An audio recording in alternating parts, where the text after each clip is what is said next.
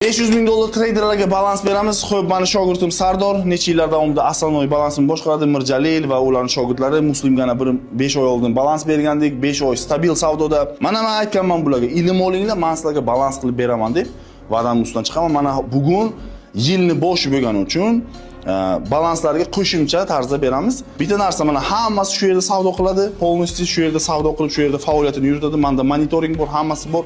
Bular foyda qilishadi, men investitsiya beraman. Bular foyda qilishadi 50 ga 50. Ya'ni bular 50% ni oladi, men 50% ni olaman.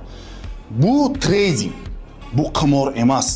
Agar sizda ilm bo'lsa, bilim bo'lsa, real investitsiya o'zi sizni topib keladi.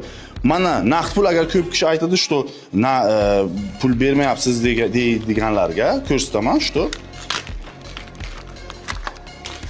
endi keyin taxlaysizlar-da, что naqd pul, что shuni ham gap qilib chiqmanglar keyin. Xo'p, nima demoqchiman? Ilm olinglar, mehnat qilinglar, statistika qilinglar, hamma vaqt o'zlaringizga ishoninglar. Sizga investitsiya berishadi. Gambling qilib, qimor qilib, bir kishini oldiga borib, men 100% daromad qilaman, 50% daromad qilaman desalar, hech kim sizlarga bermaydi. Shularning oylik daromadi 4%, 3%, 6%, 14% gacha ham chiqqanlari bor. Lekin bular hech qanaqasiga razgon qilib 102%, 200% qilmaydi. Menga bunaqa traderlar kerak ham emas. Menga birinchi navbatda investor sifatida pulimni xavfsizligi muhim.